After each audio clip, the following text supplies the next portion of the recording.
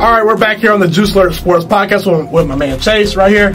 All right, let's go through the Week 4 picks. Obviously, a big game on Thursday night. Packers versus Eagles. Who you got? The Packers are a 4.5 point favorite. For me personally, I think that the Packers are going to win, but I don't think they quite cover the 4.5 spread. I think they probably win by a field goal. I know Philadelphia struggled. They obviously lost to the Lions. I do think the Lions are a decent team, but my thing with the Eagles is they know their season's probably going to be on the line. They're going to be playing this game tough because if the Philadelphia Eagles fall to 1-3 with the way the Cowboys are looking, I got to tell you, I know they're a good team. I know the back half of their schedule is looking pretty good, but they might fall behind. So I think Philadelphia will come out early and play really well.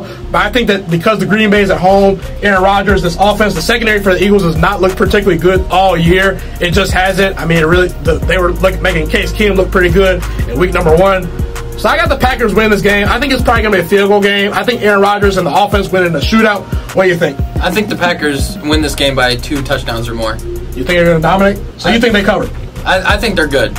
Okay, all right. So we got the Packers winning. Okay, Falcons versus Titans. The Falcons are a 4.5 point favorite. I got the Falcons winning this game. I do think the Falcons will win this game too. And I do have the Falcons covering this spread. Okay, listen, Marcus Mariota, he looked good versus the Browns.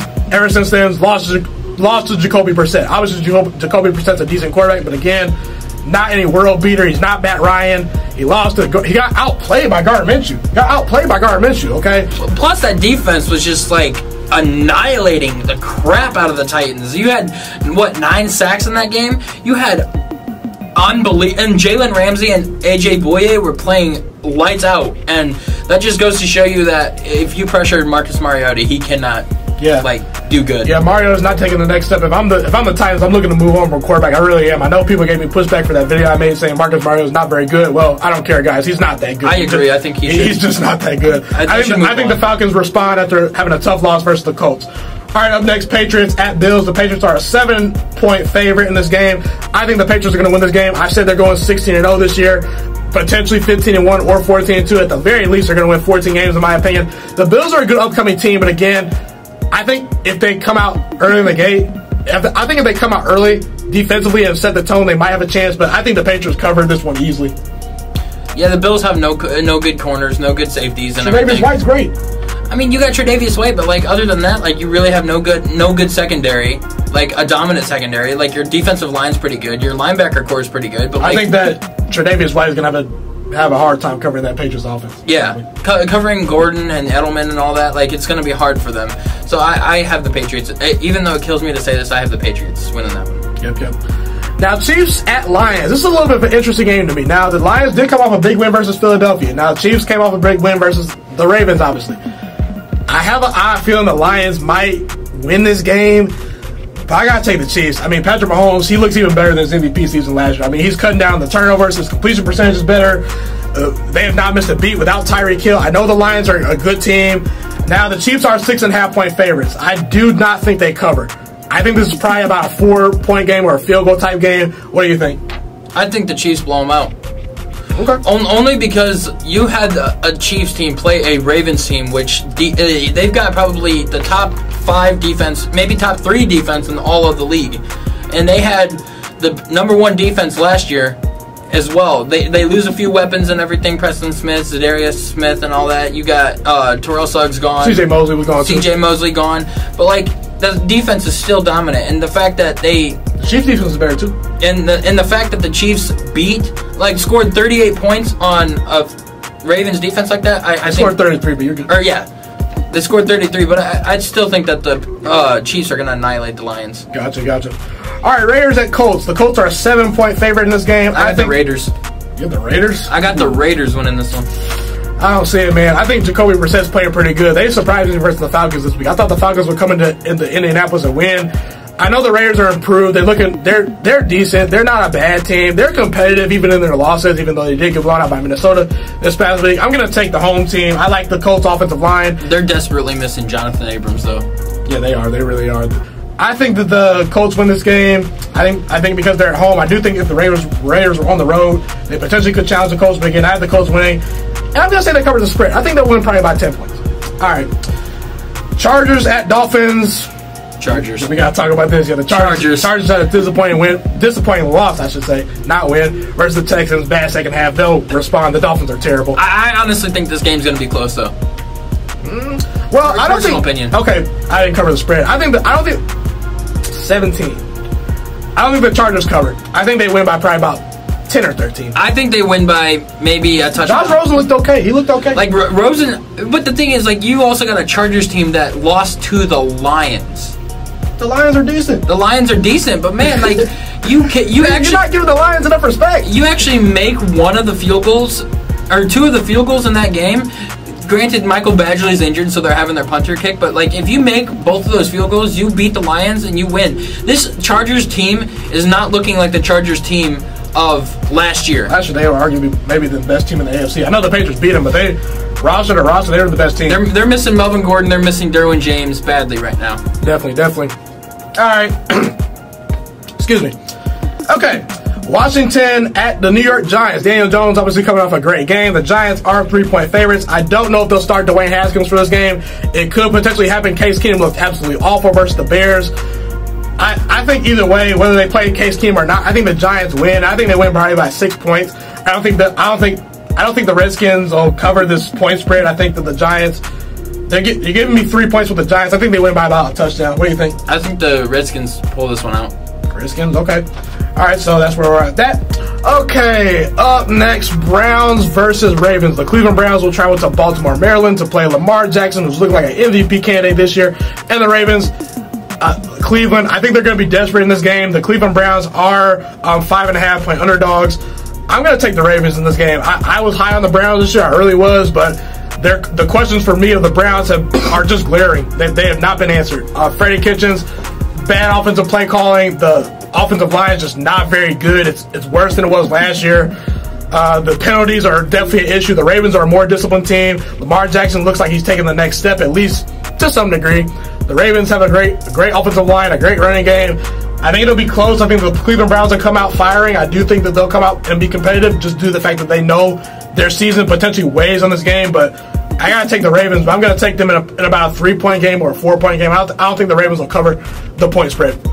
I think I'm picking the Browns in this one, and I think that they're going to come out and like fire on all cylinders. I think that this is the week that they finally get everything rolling all together. Their secondary is going to be back, which we were missing their entire secondary last week with the Rams, by the way.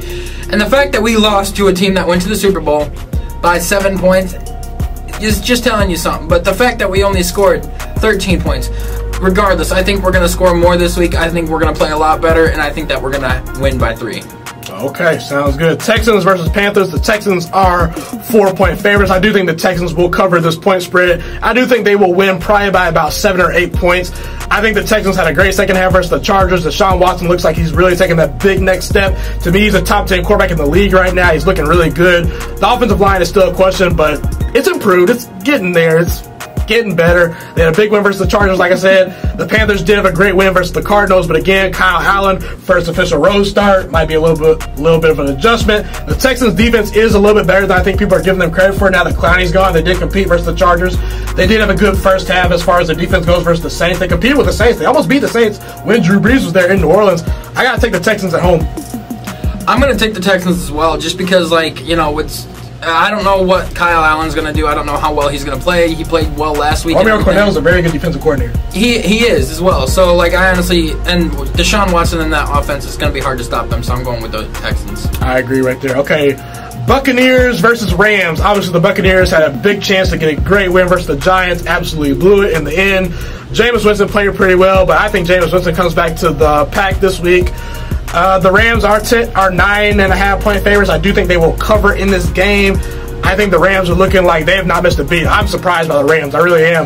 I thought they potentially could go through a Super Bowl hangover. They have some great wins on the road versus the Panthers and the Browns this year. They beat a pretty good Saints team. Granted, Drew Brees did get hurt, but again, you saw what Teddy Bridgewater did to the Seattle Seahawks. The Saints are a pretty good team. The Rams are looking pretty good. I think they win this game, and I think they win by about 10 or 13 points. I think they cover. Yeah, I think that the Rams are going to win this game too. I'm picking the Rams, but I think it's going to be a closer game. I think they're going to win by a field goal. Yeah, Bruce Arians does have the team competing, no doubt. They had a big win versus the Panthers. Didn't compete versus the 49ers, but again, that's in the past. All right, Seattle Seahawks at the Arizona Cardinals. I'm going with Arizona. I actually think I am too. I really do. Just because like it's away from Seattle. It's hard to win in Seattle, but it's away from Seattle. It's at Arizona. The Cardinals have been in a lot of games this year and had a lot of drives that have come down to the wire, and especially the game against the Lions where they tied. They were down. Pretty good. They were down like 24-3 that game, and they come back and scored a lot of touchdowns in the fourth quarter to tie the game up.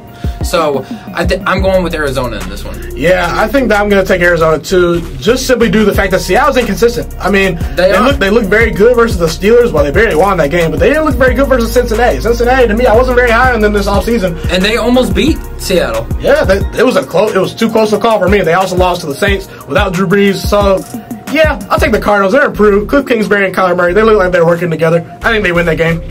Vikings at Chicago. Chicago is the 2.5-point favorite. I think that is too cautious. I think Chicago covers, and I think they win this game by roughly a touchdown. I think they'll win that game. It's ultimately going to come down to how Mitch Trubisky plays and how that offensive plays.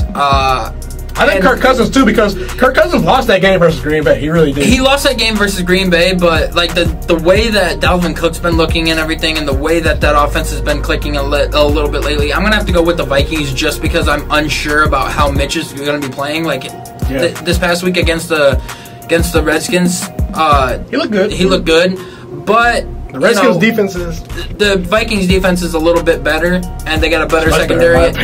They got a better secondary and everything, so it's going to be tough. So I'm going to have to go with the Vikings in this. Yeah, I think both teams will split this year. I just don't think that the Vikings win on the road at Chicago, but they might win. We'll see. Okay, Jaguars at Broncos. I think the Broncos are going to win this game. I just don't see them falling to 0-4. They've been in games. They had the Chicago Bears nearly beat. There was 1 second left. They lost that game. If the Broncos wide receivers had showed up to help out Joe Flacco versus the Raiders, they probably could have maybe stole that game. They competed with the Packers a little bit, so I'm going to take the Broncos. I think they win that game. I think they win that game by about 6 points. I'm going to go with the Jags. That Jags defense looks like it's starting to get back to the Saxonville age where it was a couple years ago, and I think that Gardner Minshew is going to play really well. He's looking better and better each game. He's getting his reads down a lot better. He's making a lot better plays and everything for a rookie. And I think that just having A.J. Bouye and Calais Campbell and Jalen Ramsey and stuff, Miles Jack, all of that defensive talent that they got, I think it's going to get too much for Flacco in that offensive line. So I think it's going to be Jacksonville winning that one. It's going to be close. It's going to be by 3 points. Yeah. Dallas versus New Orleans. Dallas will travel to the New Orleans Saints house. And Dallas is actually a 3-point favorite in this game. I'm taking the Saints. I was down on the Saints. I said they were not going to the playoffs after Drew Brees got hurt.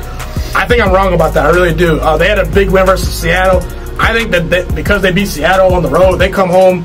I think they're going to win. I think they're going to beat Dallas. Dallas has looked good, but we have to also realize Dallas has played New York without Daniel Jones. They played the Redskins without, well, I don't know who they were without, but they played Alex Smith.